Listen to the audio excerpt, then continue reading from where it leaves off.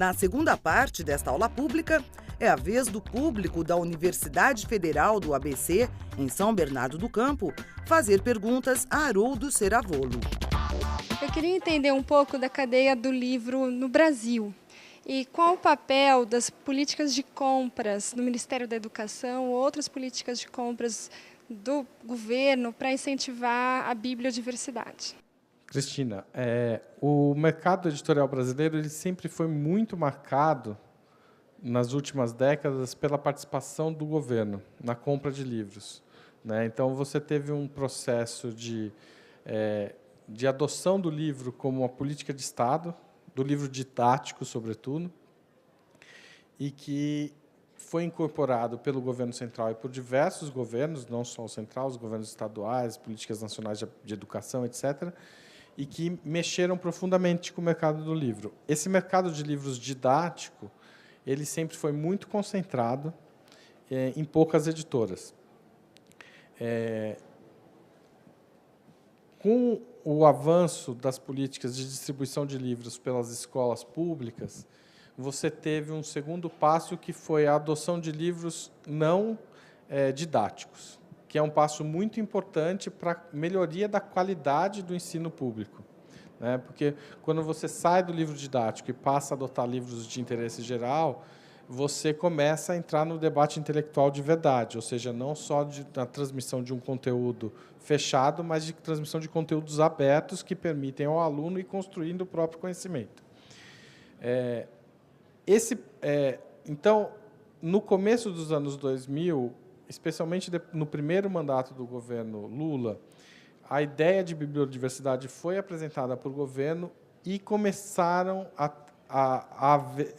a haver dois movimentos. O primeiro foi de aumento das políticas de compra de livros não didáticos. O segundo movimento, que também foi muito importante, foi muito forte no Ministério da Educação, menos no Ministério da Cultura, mas também chegou no final do segundo mandato do governo Lula ao Ministério da Cultura, foi a adoção de critérios de limitação de participação de empresas. Ou seja, nos editais do governo, começou a falar, a limitar o número de livros que uma editora podia inscrever numa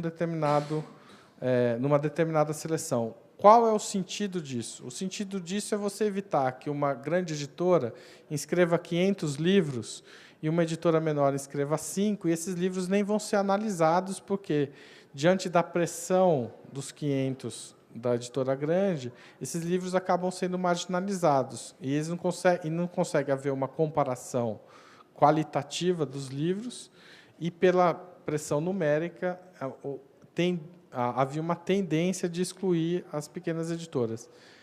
Um fenômeno interessante desse processo é que houve um aumento no número de obras inscritas, porque as editoras pequenas e médias começaram a entender que elas realmente tinham condições de participar desse jogo, tanto nas compras do MINC quanto do MEC. Nos últimos anos, eu acho que a ideia de bibliodiversidade teve um refluxo no poder público. Ela deixou de se encontrar novos mecanismos de promoção de bibliodiversidade e, ao mesmo tempo, você teve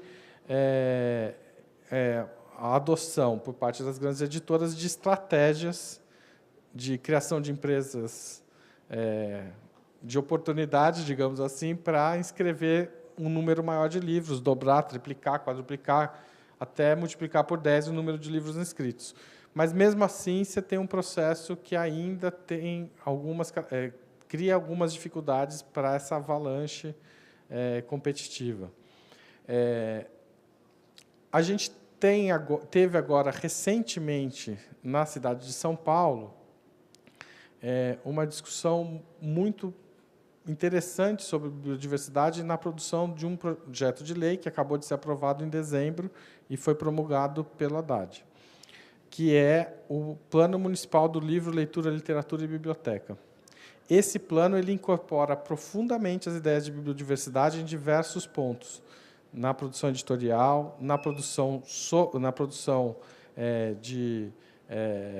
jornalística sobre os produtos editoriais, nas compras das bibliotecas, em vários pontos está contemplado, mas esse é um plano ainda que ele não é específico, é um plano de orientação do poder público. Então, como lei, eu acho que a lei que incorpora mais profundamente a ideia de biodiversidade, esse plano municipal, e eu espero que esse plano oriente outros planos municipais de leitura pelo país, porque existe uma obrigação das cidades de produzirem leis sobre leitura e literatura, para adoção de políticas. E existe um plano nacional de livre leitura, e os estados e municípios têm que fazer os planos municipais.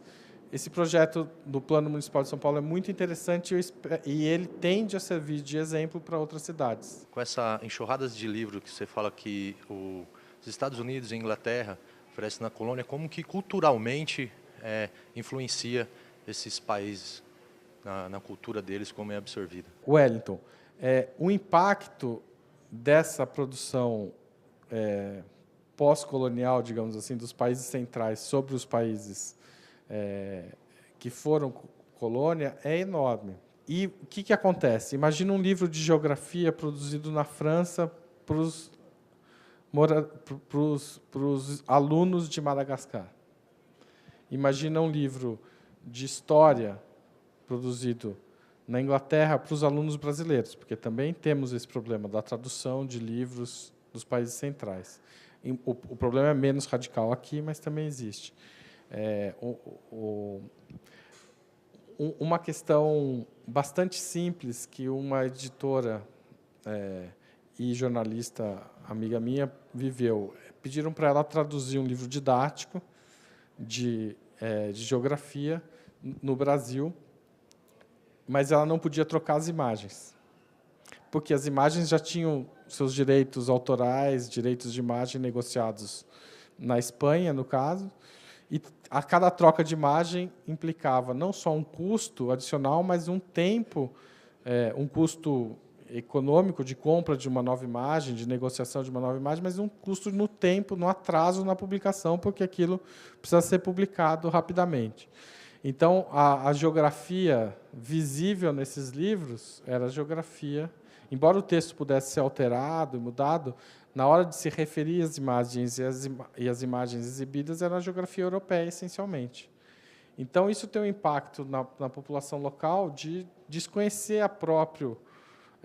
desconhecer o próprio ambiente, a própria cultura local, e de transformar culturalmente o centro na questão da periferia. A aula eu achei ela muito interessante, abriu minha cabeça para vários temas que eu jamais havia pensado sobre o mercado internacional de livro, a concentração que vem havendo como em outros setores do capitalismo mesmo, dessa concentração de alguns poucos ofertantes, né, e como isso tem um impacto na produção cultural e de como é o acesso à produção do conhecimento. Eu achei essa aula muito importante para refletir sobre o conhecimento que a gente absorve através dos livros e como isso pode ser influenciado por outros países e tudo mais.